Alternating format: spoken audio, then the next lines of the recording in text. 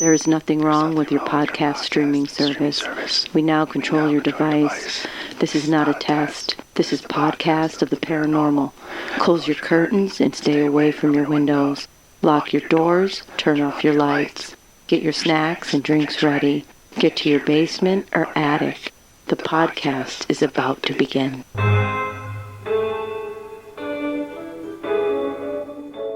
Today we're recording something a little different.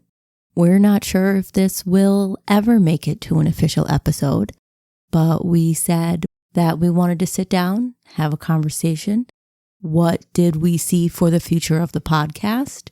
And to put some thoughts down about our feelings on the paranormal. Oh, so this is a mixed bag, huh? Yeah. More of a candid conversation. I'd like to start with the podcast end of it. Is that cool? Yeah. So what's it like running a podcast? Difficult. A challenge while working a full-time job. Yeah. More for you, I think, than me. Why for me? Because you're the one who has to edit. You come up with a lot of the content. Yeah, but I feel like it takes me less time to do that than it does for you to edit an episode. Yeah. I like our audio to sound good. Right. And I'm very into the manual editing stuff. And I avoid AI where I can. Yeah. So we have editing plugins. What do you mean? Like the audio editing software. Okay. If it's plugin based, that's like software noise reduction, stuff like that. Yeah. Adjusting the EQ, making it sound right, making it sound the way I want it to sound. I'm all for that. I really don't like the AI stuff. Right. I know it's inevitable. I'm going to use it eventually. I know it. Yeah. But a lot of the auto editing features and the filler word removal stuff, it just doesn't work right. It doesn't piece the way a person speaks together properly. Like the cadence is all off. It kind of drives me nuts. Yeah. So I very much do, other than noise reduction, EQ, which is highly, automatic at this point, I kind of manually edit. It's like all that microphone bleed because we're sitting literally across, the table from each other. Your microphone picks up me speaking and my microphone sort of does the same thing. So there's a lot of manual editing I have to do there. Right. What are some other thoughts that you have about the podcast? It's just a lot of work trying to get people to listen. We're finding out that we're doing shows now to try to get some, to get some eyeballs on it. Does that even help, though? I don't think so. Right. I feel like it doesn't. I feel like if you want to get the show out there, you're constantly fighting the algorithm. Right. If you're not a celebrity or you're not one of the top 100 podcasters, whatever. Yeah. You're not going to get a lot of views, listens, whatever you want to call it. And it's frustrating because it's a lot of work. A 1 hour episode takes me roughly 5 or 6 hours to edit. Yeah. To make it sound the way I want it to. So, and we're not doing this to make money. We're doing this because the subject material is something that we enjoy. You know what I mean? Right. It's a hobby for us. So we thought, hey, let's put a podcast together. It's a hobby. It helps us expand our knowledge. It really does. Because what you find yourself doing is, you more than I, you're doing a lot more research into the subject matter. Right. Because you have to book content out, right? We're a bi-weekly podcast, so we're doing a show every 2 weeks. Yeah. Is it something you want to continue? Yes. Okay. It's something I do enjoy the editing. I don't know why. It's just how my brain works. Yeah. It reminds me of my professional job. Okay. So it works. I'm in that mindset already. The two are very synonymous. Yeah. So it's something familiar to me. It's something I know I could do. Right. From an editing standpoint. Yeah. Anyway. Yeah. There's still a lot to learn. Audio licensing is a pain in the ass. Right. You have to make sure that you are paying for either an editing service or like a licensing plan for the audio, which we don't really use a lot of. We have like our intro and our outro and some transitions. But sometimes we like to do like some fun stuff, like our holiday episode. I had a lot of fun editing that. Yeah. Adding all the background music in. That was fun. Personally, I don't think it's important to have the background music going. It's just something fun and festive, specifically for the holiday episode. Like, I'll throw in like a sound effect, like a record scratch or something like that. I'm sitting there listening to the episode when I'm editing it. And when I think it's getting kind of dry and, boring, I'll do something like a lot of sound effect in. Yeah. Yeah. Yeah, I don't know. It's just a lot of work. It is. What else are your thoughts on the podcast? I would just like some feedback, honestly. Yeah. We have some, but not a lot. Yeah. But social media is just it's like a black hole. It really is. You can post and get 1,000 views, but if you're not getting the follows and the likes and the engagement. Well, even if you are getting the follows and the likes, it's about people listening to the podcast. Maybe we need to change the content in a way that relates to the podcast. Like we have a podcast coming out about this subject. So then we start to put out social media posts that relate to that. And I think it's also a struggle now for social media because we aren't traveling as much as we used to. Yeah. So I don't have like the photos and the videos to use like I did. Let's not forget, when we first started kicking around the idea about the podcast, our initial idea was we do a couple trips a month. Mm-hmm. Now we're limited for a short period of time. Yeah. While we save for a wedding. Not ours. No, ours is a done deal. Yeah. Our dog is going to get married. Sounds terrible, doesn't it? Our marriage is a done deal. No, it's not terrible. I looked over here before at the shelving to my left and... Oh, my wall of chaos? Yeah. And I thought I saw something that said high strangeness. Then I looked again and I only saw like your Silmarillion book. And I was like, is my brain like making things up? But now I see where the I high saw strangeness it, comic. and I feel so much better. Yeah. I just had to get that out. Yeah, you have to start adding some stuff to the shelving here. I have. I added my colonial kitchens. For you guys listening, it is total chaos. I have trinkets and things just stacked on top of each other. Yeah. And then there's some books and... It was organized until we started like really adding things, and then it just kind of spun out of control, and it's difficult to find time to do things while working, while doing the podcast, while living in this world. And it's kind of like a catch-all at this point. Yeah. We have our little breakdown set up here for the podcast. Yeah. So everything gets thrown to the sides of the room against the walls and the shelving. We had plans to redo the house that got put on hold. So this is turning into like our airing of grievances. In a way. We're coming up on a year almost, right? In April. Yeah. Any other thoughts on the podcast? Yeah, I mean, I don't know. I think that the content is good. Yeah. I think we're approaching it from, the angle of, hey, is this something you might want to get into? Like for other people. Yeah. Yeah, I like that. Yeah. I hope other people like it. Yeah. But I really do like the interviews. That's like my thing. Yeah, the interviews are my jam. Yeah. I like the research. Yeah, you do. Yeah, I love to research. And that's the thing too. When we go on trips, Gabrielle's really good at finding all the weirdo stuff to do. Yeah. In the area we're going to. Yeah, I put together a nice little itinerary when we travel. Yeah. I try. Some places it's hard. There's not much to do. Always a cemetery though. Yeah. Yeah, there's always a cemetery. Cemetery. Yep. Yeah, I'm working on a cemetery episode right now. Oh boy. Mm-hmm. It might come out, I don't know, if we release this, it could come out before or after, who knows? We could start recording episodes about trips that we've taken. Yeah, I mean, that's a good point. Now that you bring it up to you, reminded me. Our episodes they're recorded ahead of time. Okay, they're not live. We don't record them and then just release them as is, right? So they're heavily edited. And what I mean by that is, again, I like it to sound good. So when I say heavily edited, I'm editing it to make it sound good.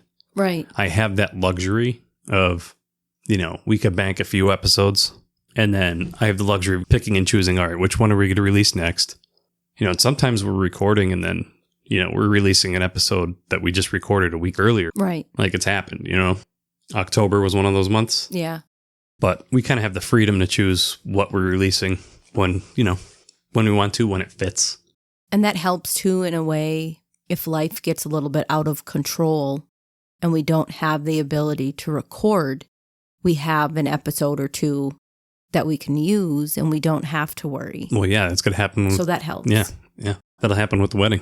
The whole wedding week, forget it. Yeah. Probably the whole month. The whole month. At least. So yeah, I don't edit in a way that I'm changing what content. I'm not changing the content exactly. Like when we do an interview, the interview is what we recorded with the person. I might remove some ums and ahs, clean it up a little bit, remove long gaps between because I don't want our audience to be bored as hell. Right. It's just edited to be more professional and put together. Yeah. And less like, I don't know, uncut. Less uncut, yeah. So you guys are getting a little glimpse of the man behind the curtain here. How the magic happens. Anything else you want to talk about for the podcast? No, I mean, the gear is always a challenge, right? Yeah. You got a pretty good setup now, I think. Yeah. Yeah. You gonna yawn during this? Maybe. Crazy. That's crazy. You're putting the audience to sleep right now. My back hurts. I'm trying to find a way that it doesn't, but I can't. Oh, you got the comfy couch seat too. Yeah. Maybe that's a bad idea. No, it's just my back. I have to like hunch my back to be close to the microphone, but then that hurts. So everybody's getting a little bit of our personality today too. Yeah. Peek into my arthritis in my spine. Yeah. Not just our personality, but our medical issues as well. I don't know if we want to talk about this, but we just got back from an investigation last night, actually. Yeah. Yeah. We finally got to go back to Pike County Historical Center Society. The Collins Museum. Yeah. Here in Pennsylvania. If you haven't listened to our original episode about that location, you should. It's a fantastic location. Yeah. You should go and research it on your own through their website. It's listed in the notes for the episode. And if you're local, I mean, it is worth just going in the day and checking it out. They also do, in October, they do like ghost tours about Milford and the history. We said we were going to go last year, and then October gets crazy. October, yes. Forget it, right? So we said we have to go this year.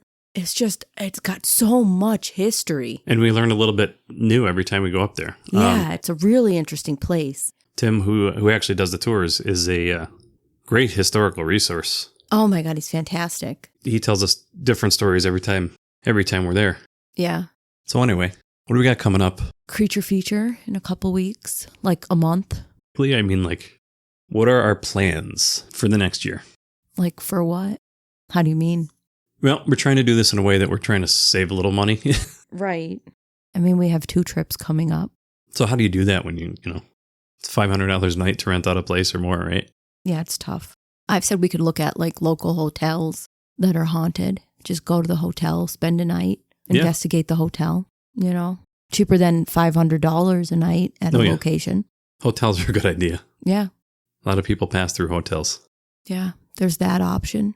I don't know about you, I feel like I've gotten to a point where going to a location and investigating, it just doesn't like fit for me. What do you mean? Like, I don't know how much you want to get into it, but like... Yep, just let her rip. With the research that we've started back in October and like been slowly... Well, the research that you started. Right. I am what they call a willing component in this. You're like a participant. I'm a participant, yes. I don't know. I just feel like I'd rather stay home and focus on that or go to our one local spot and, focus on what's going on there. Right. And try to figure that out. And I just feel like going to these other places just adds a component that it's like, why? Like, I don't even... I hate saying it because you know who I feel like I sound like. Yes, I know. But I just feel like, I don't know, like, we don't even believe in this anymore. But like, I just feel like... it could be worse. You could be in an abandoned location. Right. Yelling at demons and getting possessed, right? Right. Yeah. So don't feel bad for saying it. I know people are going to pick up on what you're talking about, who you're talking about specifically. Are there going to be, though? I don't think so. Maybe. I just feel like it's so niche. But I just feel like our framework for doing this has evolved past that. And like, I don't even believe that a spirit is someone who's passed on necessarily all of the time, like, or ever, right? Right. I'm sure they're there. I'm sure there are those instances where we are communicating with people who've passed on. Yeah. Well, we talk about this all the time too. We've never contacted a dead relative. No, we've never tried though. To be fair. No, never tried. I don't know what that says about us. I don't feel the need. I don't have the urgency to be like, hey, I want to meet my great grandfather. I never met him. You know what I mean? Like at that point, I don't have a personal connection to someone who's been deceased that long. But even like, like my aunt, my grandmother, my grandfather, I don't have the need to try to speak to them. Right. I don't either. I feel like the closest I got was the phone of the wind when we were in the Pittsburgh area. And I got to talk. It's funny you would bring that up because when we were talking about you finding all the weird hot spots in the area. Yeah. Well, not hot spots, but the weird shit to do in the area. Yeah. I was talking about cemeteries and that. And I was going to bring up the phone where you could talk to the dead. Yeah. Just an untethered, if you will, disconnected. What do they even call them? It's like a payphone. A payphone Sort of thing. Yes. Yeah. Like, what do they even word? call them? What do they even? Come on, you grew up on payphones and pagers. You can't say that. I know. My God, you're making me feel older now. Like just a disconnected payphone that you go to, you pick up the receiver. There is nothing there. You don't have a dial tone. It's just empty space. And you can use it to connect to people that you've lost.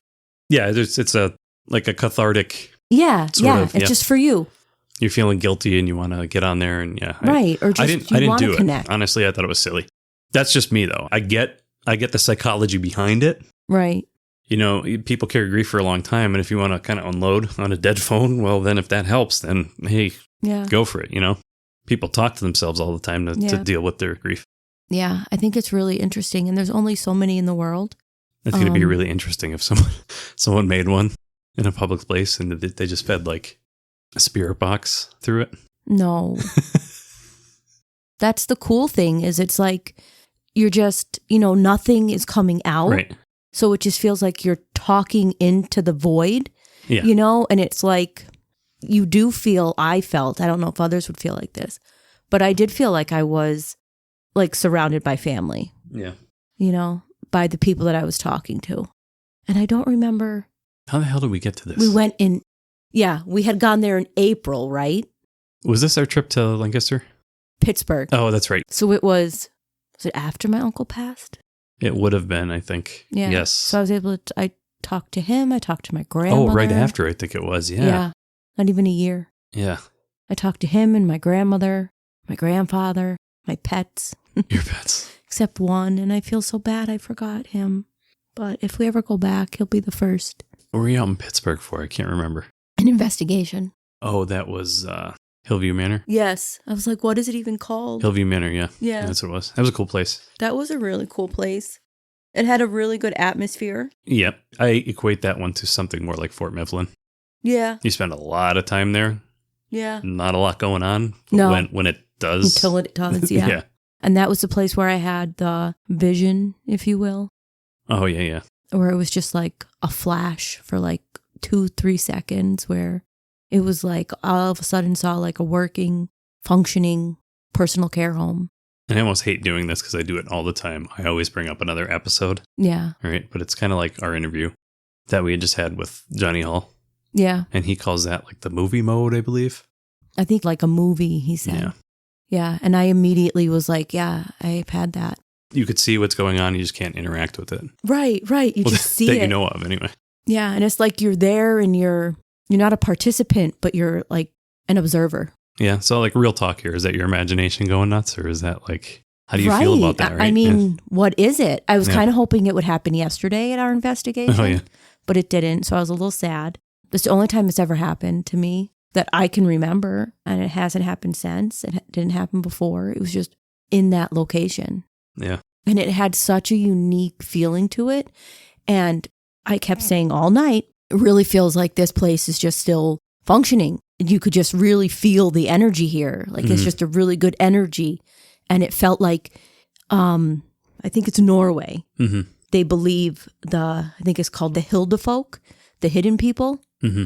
And it's like you're existing and they're existing in the same place. You just can't see them. Oh, are they like fairies? Like in a way, yeah. And they have rerouted roads and things around where they believe these people are living. I hate the word fairy. Fae is what I have to say now. I always equate fairies with Disney, wings and cutesy, and I hate using that word. But that's what it kind of felt like. Like we were there and they were there too. Yeah. But they were hidden. We couldn't see them. They were like in a different time or different universe, but still right there, like under the surface. Yeah, that's a really cool place. If you haven't gone, if you've been thinking about going, definitely go. It's worth it. You'll need a group of about 10. Split the cost. Yeah, even if you take a 5-hour trip like we did to go. Well, 5 hours for us anyway. Yeah, it's definitely worth it.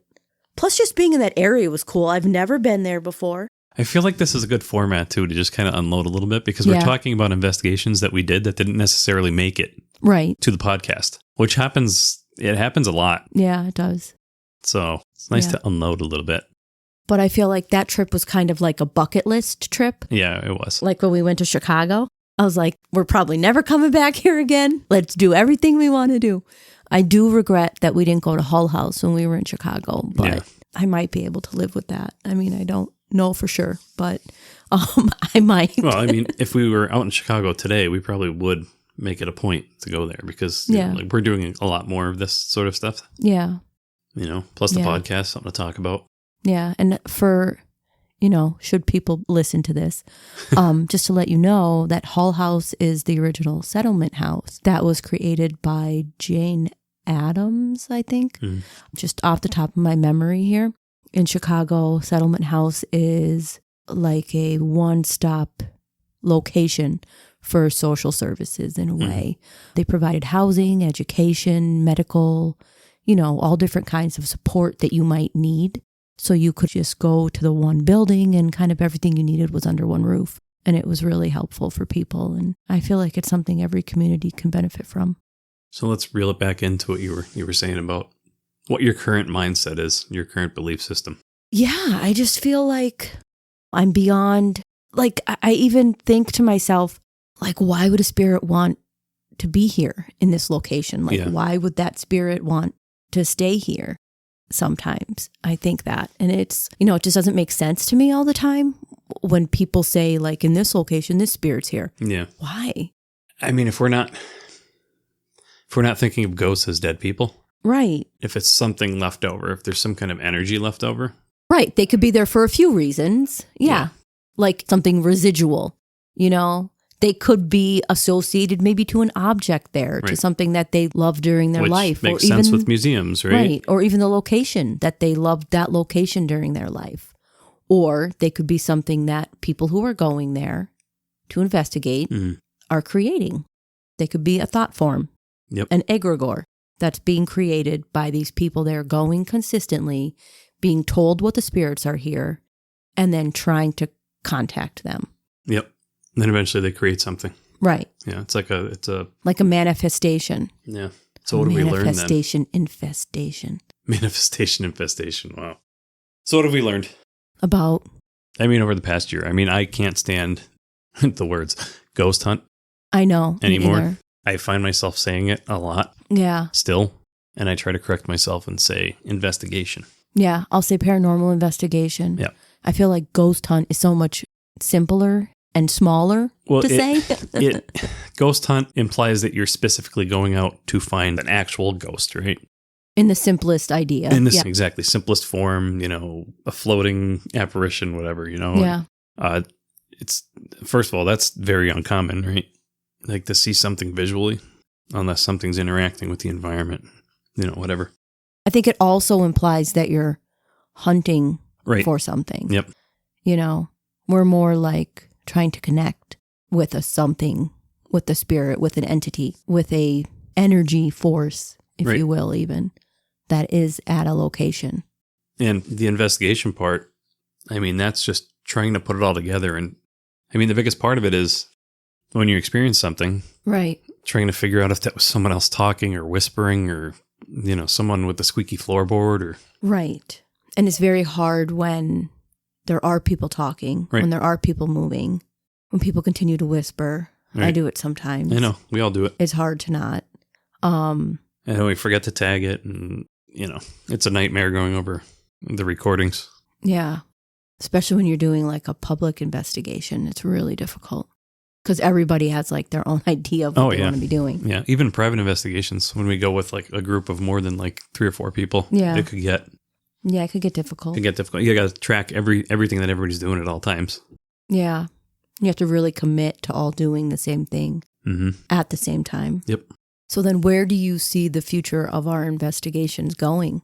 I mean, I'm definitely inside my own head a little bit. Yeah. You know, I'm overanalyzing. I think I'm reframing my thought process a lot. What do you mean?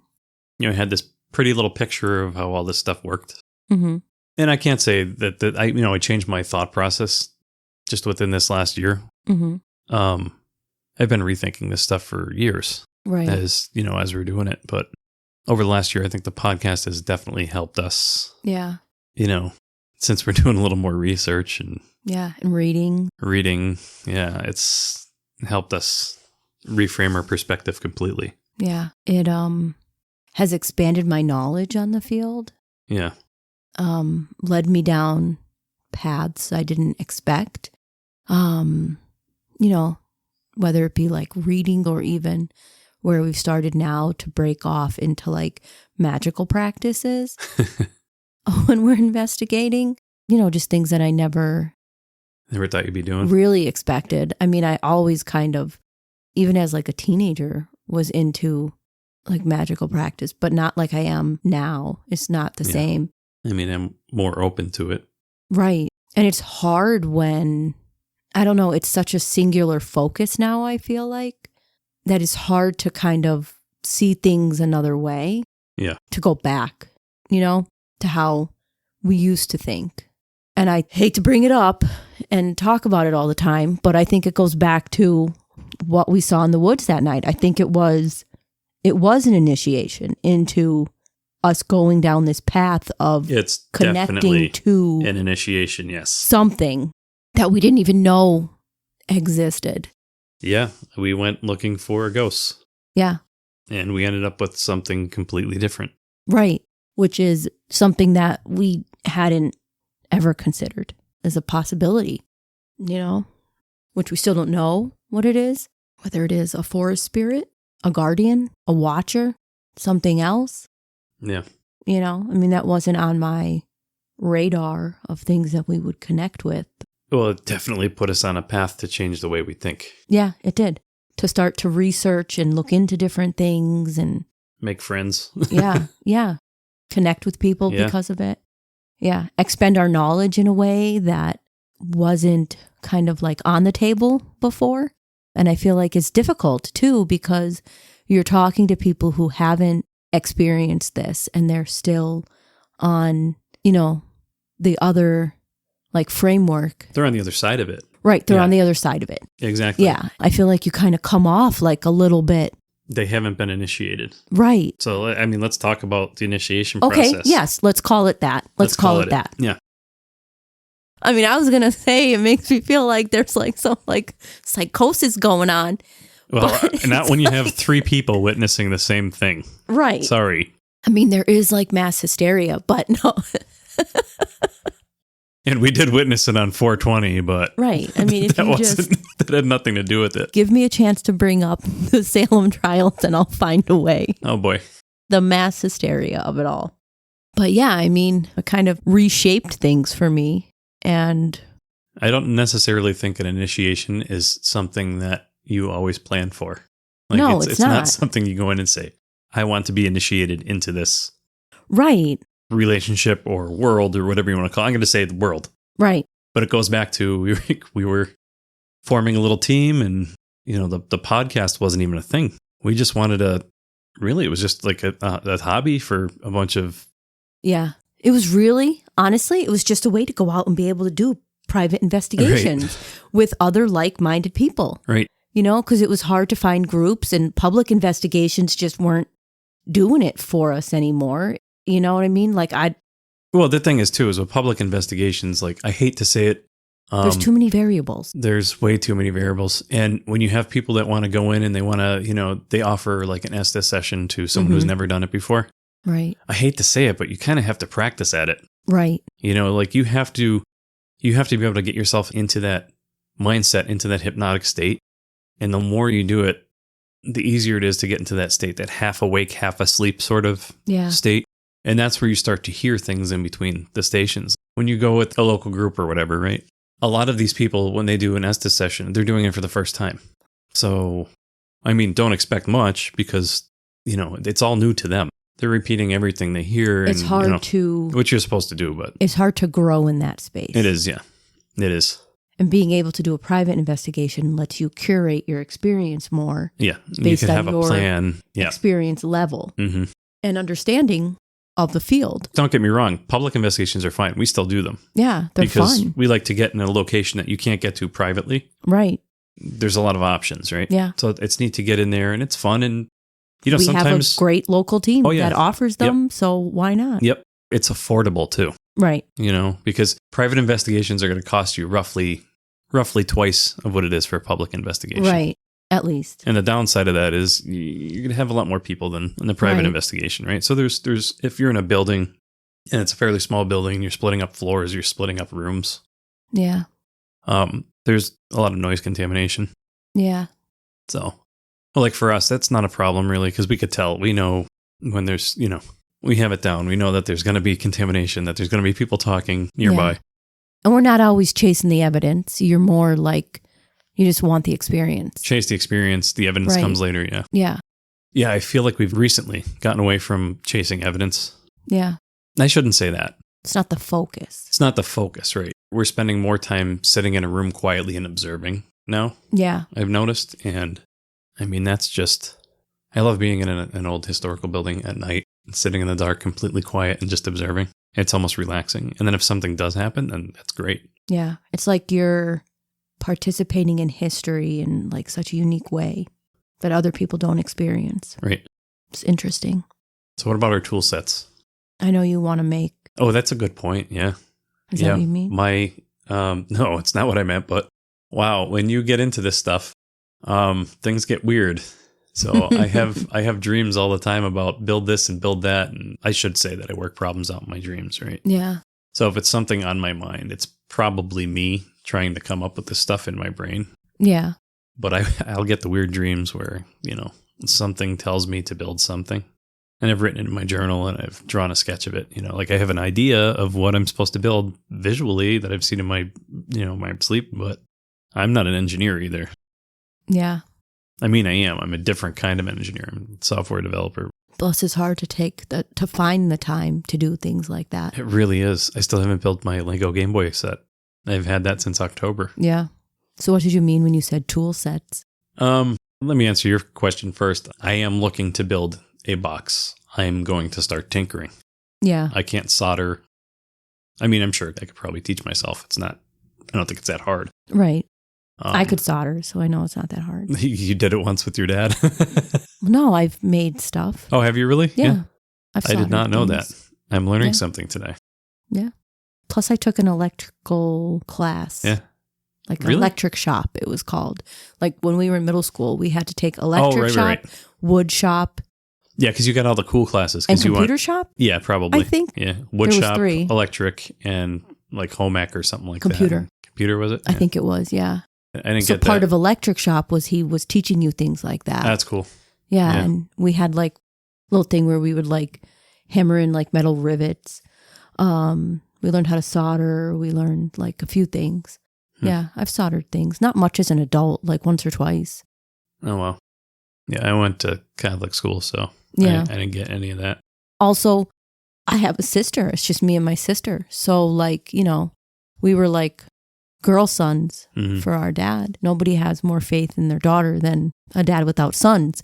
So he learned quite a few tricks along the way. Well, he didn't teach you how to shovel snow, I guess, huh? No, he didn't. He shoveled for us. Okay? Oh, boy. Unlike some people, no. Like who? He used to clean off my car. Oh, come on. I clean off your car. I do that for you. You do. I do. We have all 5 cars I clean off. My God. Yeah, so I'm tinkering. I have a little kit box and I have some ideas to build an Estes box. Just tinkering. Yeah. Reading and listening and watching YouTube videos and putting stuff together and saying, oh, this is how I can build it. I think I could do that in a way that requires no soldering. Right. And I just haven't put it together yet. Yeah. Then the other part is figuring out why it's different from, just a spirit box and headphones. Why this box needs to be built a certain way. Why is that little bit of a difference? What is causing it to be more effective? Yeah. But back to tool sets. So what do we use when we go on investigations? Oh, okay. Like literal tools. Standard tools, yeah. The recorders, the audio recorders, the cat balls. I hate calling them that. The motion activated balls that we use that light up. Which some people hate. Yeah. Yeah, we're finding that out now because of something about the electronics, the way they're built and the filament. Yeah, they're sensitive to heat and cold. Well, differences, right, in temperature. Yeah. Yeah. Extreme heat or cold. Well, no, yeah. Fluctuation. Yeah. We use the spirit box.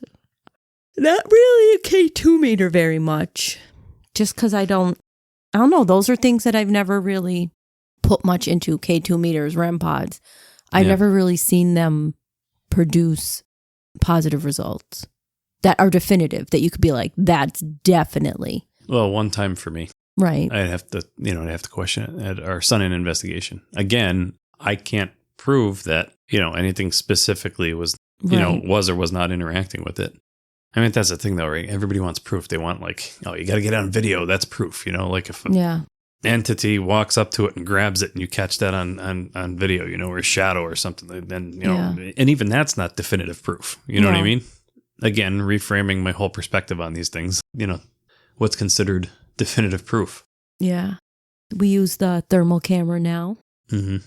Motion lights we started using. Yep. A couple months ago. What else? Tarot cards we started using. Tarot cards, yeah. You started doing pulls. Yeah. Yep. The light grid. Yeah, I don't know about that one. I don't either. It's an extra piece of equipment to be carrying around. Yeah, it doesn't always last. Like, I feel like, it dies quick. It dies very quick. Very quickly. Plus, I mean, the way light works, too, the way I think about it is like something physical has to stop the light from passing through it. Mm-hmm. And if spirits don't have a physical body, then why does that make sense? Right. Yeah. What else do we do? Oh, the Estes. Yeah, that's not really a tool. It's a combination of tools. Yeah. A method of investigating, which we always call what? Electronics assisted. Electronic mediumship. Yeah, electronic mediumship. Yeah. Very big on spiritualism. The ones who started it all. I feel like there's so much to take from there. Yeah. And learn and grow on. And I just feel like people are so focused on what people are doing now that they don't look back to how this started. I mean, I'm not saying like, let's grab some cheesecloth and stick it places it doesn't belong. But I'm saying like, like they did have, and I mean, most of it was kind of faked. Yeah. But they still had some interesting thoughts, that I still feel like we can use today. Yeah. If it isn't broke, don't fix it. Like kind of improve it, make it better. Right. Like use the tools you have today. Yeah. Like go back to how they did it and how can we improve on that today and do it ethically, not in a way where you're taking advantage of people. Right. And creating your own haunting. Yeah. Yeah.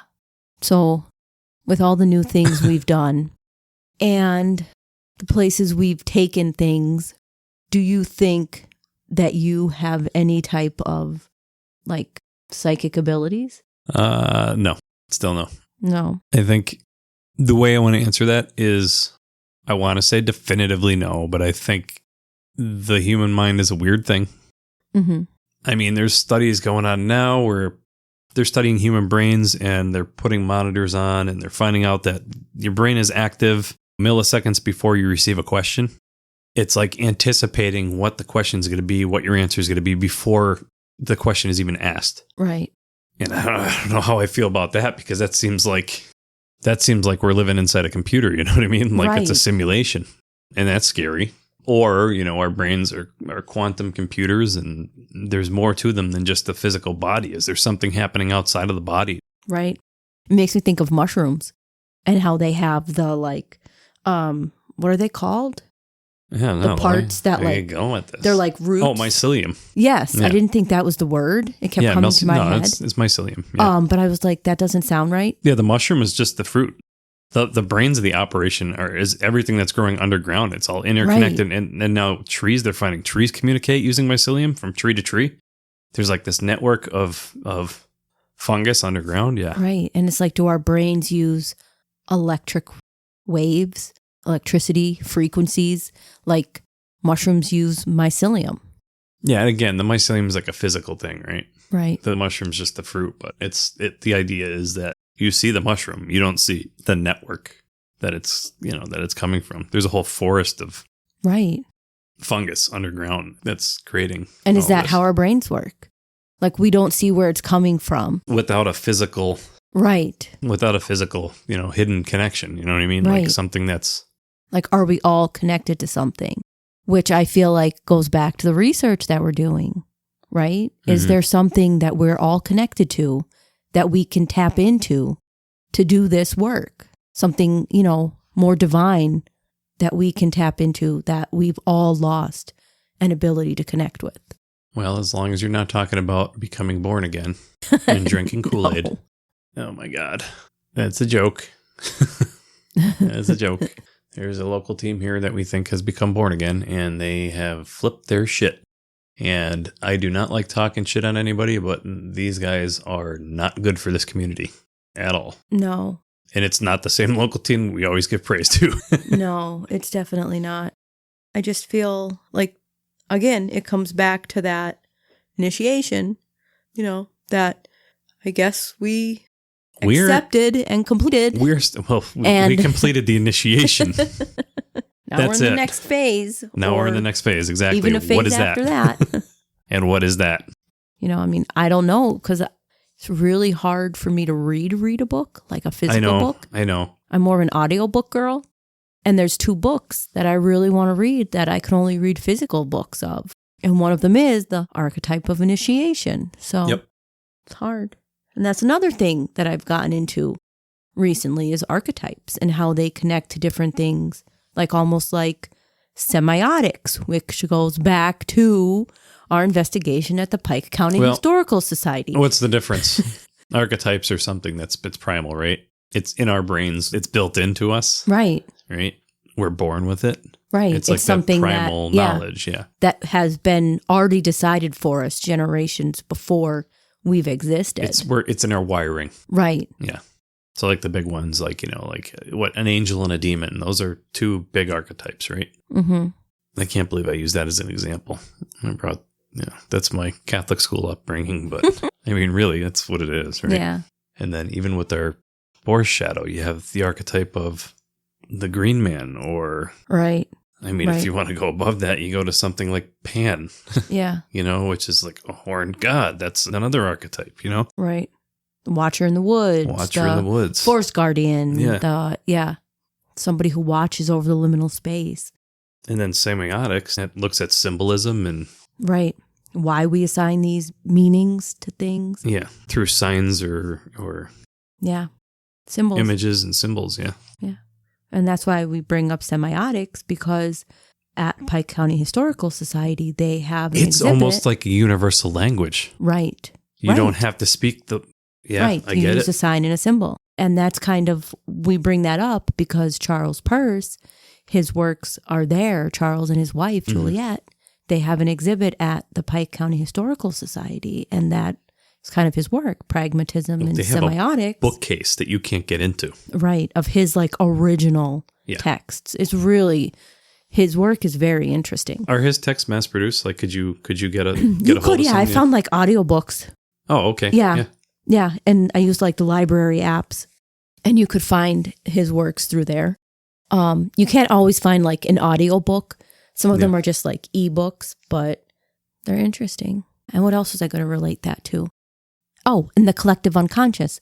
How we all have preconceived notions about things, and how when you're working in this field with spirits, how they can almost pull from your unconscious mind.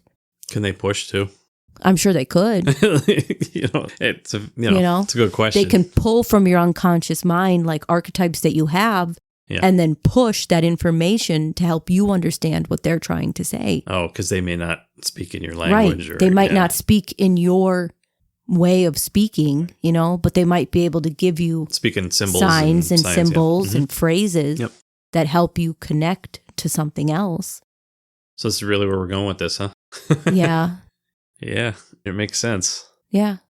And it all goes back to, like, are we all connected? Like, even after you've passed away, like, does that mean, does your energy stay here? Are you still able to pull from someone's energy and use it?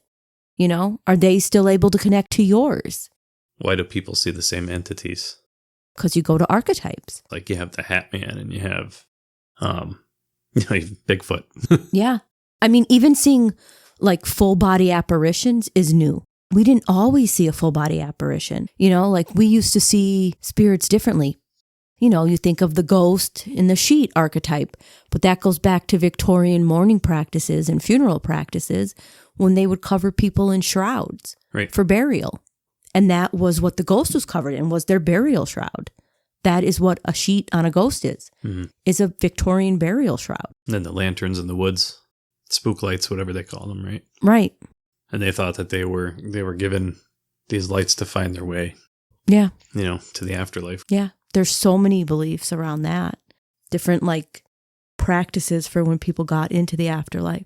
But yeah, I mean, I feel like you just kind of in a way have to go back again to spiritualism, to the Victorian times. I mean, you could go a lot further than that too if you want. So you got to get out of your box, out of your little box. Right. Right. Out of the preconceived notions that you have because of the TV shows that you've watched and what they've taught you. It's so much bigger than that. Out of the frying pan into the fire. Yeah. You know where that's from? No. Oh, I'm disappointed in you. I don't know. It's The Hobbit. It's a common phrase. It's really from The Hobbit. Well, he used it. Was he alive in the Victorian times? I'm joking. What other thoughts? So we're past the initiation. Yeah. What are we doing here? I don't know. I guess I got to read that book. I feel like that's part of this. Why I don't want to say we're in a funk, but I guess we're stalled. We kind of are, right? Like that's the mindset right now, right? Yeah. It feels like we're stalled. I feel like you can't just wait for something to happen. Yeah, like, and that's what I feel like we're doing. Yeah, there's something we have to do to push forward. Yeah. And I feel like our focus has to go back to our local spot where this all happened. Like we have to go back there more than once a month. We have to put our focus and our intentions there if we want to push through this phase that we're stuck in. And then where is it bringing us? Because again, we went in looking for ghosts. Right. I mean, maybe it brings us to a better understanding of how this all works and how we fit into it. Well, it's definitely brought me the understanding that there's more out there than just, dead people. Right. Walking around looking to talk to you. Yeah. I mean, I'm doing that thing you hate where I don't say a complete sentence. Oh, because you're phone surfing. Gabrielle, mid-conversation, will often get on her phone and just start. Yeah, because my brain thinks of ideas and I need to figure them out. Yeah, and she'll be taking notes and everything else. So let's see. The phases of initiation. Define the purpose, set the boundaries, validate feasibility, approve the work. I feel like that first part of the initiation, there were really no boundaries set. I think that came after. Yeah. Through mutual understanding, through bringing monthly offerings and stating our intent. I feel like our boundaries were tested.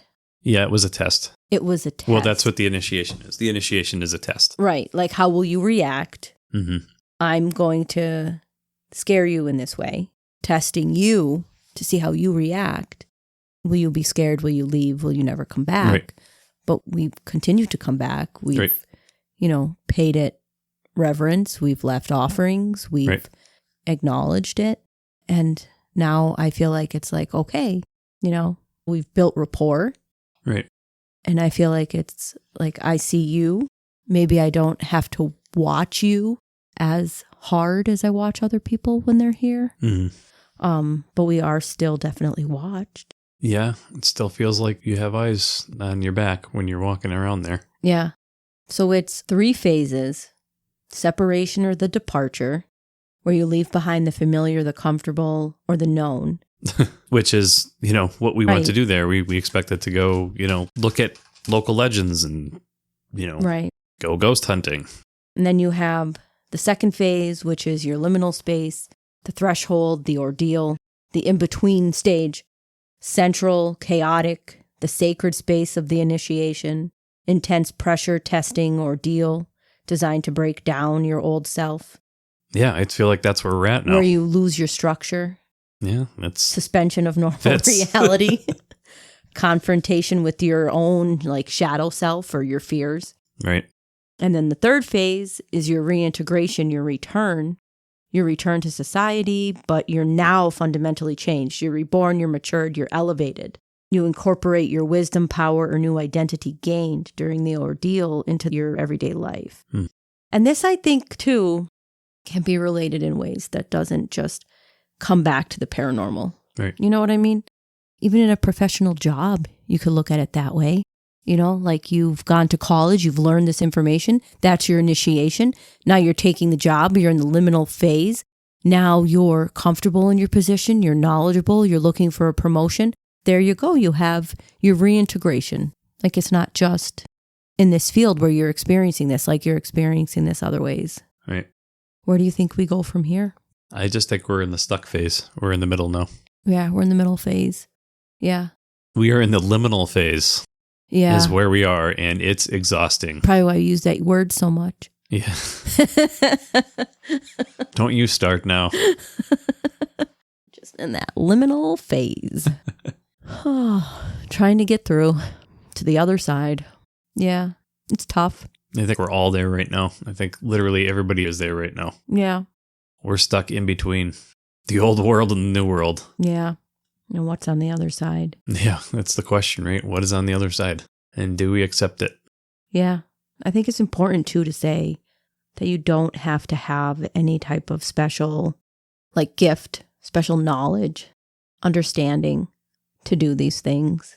You know, you just need your intuition. You just need to trust that, to work with that. Trust your gut. Yeah. Do the weird stuff, you know. Definitely. If you're into this stuff, do an Estes session. Yeah. You know? Don't do it alone, of course. No. Do it with someone else. Riff on it. See if you could come up with a new use for it, a new way of doing it. Yeah, definitely trust your intuition. Work with it to kind of really understand how it works, how it guides you, you know, so you can really trust it when you do feel it. And then, you know, kind of see if you can move that into the ability to work with maybe a psychic ability that you have that might be latent, you know, see if you can pull that out. And try to get creative with it. Yeah. I think that's key right there, is to get creative with it. Come up with new ways to do these things.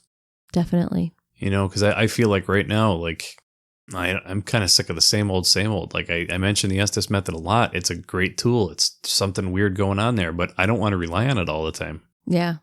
Make it personal to you. Well, like, make it personal to you. what works for you and your like beliefs. Come up with new ways to do these new processes. Yeah. And I don't just mean like your spiritual beliefs. No. I mean, you know, any kind of beliefs you might hold that are important to you, that are sacred to you. Mm-hmm. And they don't have to be spiritual. Could incorporate it in any way. Video games, RPGs, LARPing. Oh my God. Yeah. Maybe a movie series, book series, like, you know, any kind of framework that fits for you. Why not? Think of it as self-care. Self-care. I love You're self-care. big on self-care. I love it. I think it's what's getting us all through right now. Uh-oh. Miranda's at the door. Is she going to let herself out? She learned how to use the door handle recently. She just gets up and grabs it. She'll be back in a minute. She will. 1 minute. All right. She'll let herself in. I think it's important to say that, I don't know, I think this recording was like a little bit of an exercise in kind of putting our thoughts out there. Yeah. You know? Mm-hmm. We're going to have to think on it. Yeah, Stew definitely. on it, if you will. Yeah. Put it in the slow cooker. Let it do its thing. See where it goes from here. Yeah. How it changes and evolves. And just accept that that's okay. Yeah. Because that means you're growing. Yeah, and that's kind of the purpose, right? I mean, it's not to just be stagnant. You know, you want to learn and grow and evolve in everything that you're doing in all aspects of your life. So why would this be any different? I also wonder if there's other groups. I'm even thinking of like people on TV that are popular, or like YouTube popular shows that are like doing this work, and have they moved beyond? And they have to be. They have to be. You would think. I think a lot of it is follow the script. You know what I mean? And I'm not saying that they're writing scripts for these shows. I'm sure some really are following a very specific script. But I think it's like a lot of them are still kind of following the old ways of thinking. Yeah. Because that's what's popular and that's what's entertaining people. It's what everybody knows, you know what I mean? But that's what's entertaining them. That's what's grabbing their attention, and even the focus on the negative aspect of it all. Yeah. You know, where everything's negative, everything's out to harm you, everything's out to get you. That's gone. Like, that's gone. That's out of my mindset. That's years now. That's already left my brain. Yeah. You know, are there things out there that are evil? Yeah, I'm sure there are evil people. Yeah, evil people. So you're going to be, you know, if you were a certain way in life, you'll be that way in death, you know? And there's but also... are you less harmful when you're dead? Maybe. See, probably. And that's the thing, right? Like... Yeah. I feel like we might have talked about this before, but I just feel like, I don't know if we've talked about it in the podcast. Mm-hmm. Like, demons are not as common as people say they are or want you to think they are. It's very rare, if at all, to experience that. Right. Are there negative entities? Yeah. That might want you to think there's something else? Yeah. But like we said, if you're a certain way in life, you're going to be that way in death. And then you also have to look at thought forms again. Yeah. And the egregores of what other people have created when they're going to these places, right? Like, if you're telling someone, if you come here, exactly, and you know, you do A, B, and C, you know, this bad entity is going to come and these things are going to happen to you. And you then have to look at how people are like feeding that, right? Like, what you feed will grow. So if you're feeding the negative, you're going to grow. Sure. And you have that negative experience. You have YouTube and the internet in general, and Facebook and all, you know. Yeah. Social media is constantly, now especially, constantly feeding those things. You know, and especially when you're getting something that's not connected with any of the history of the area too. Right. I mean, you gotta wonder. Doesn't make sense. Yeah. Who put it there? Yeah. And why? And we literally run into that all the time. Yeah. You have to get past, when you go to these places, get past what they're telling you to expect. Right. Right. And get to like the real heart of it. Yep. Anything you want to add? No, I think that's all I got. Yeah. I'm done airing my grievances. Well, we're not going anywhere. No, we're still going to do this. We enjoy it. We really like, you know, running the show, and yeah, I think it's something for us, right? I think that's mainly why we do it. You know, we don't make any money off it. We don't. Right. You know, we're not asking for anything. No.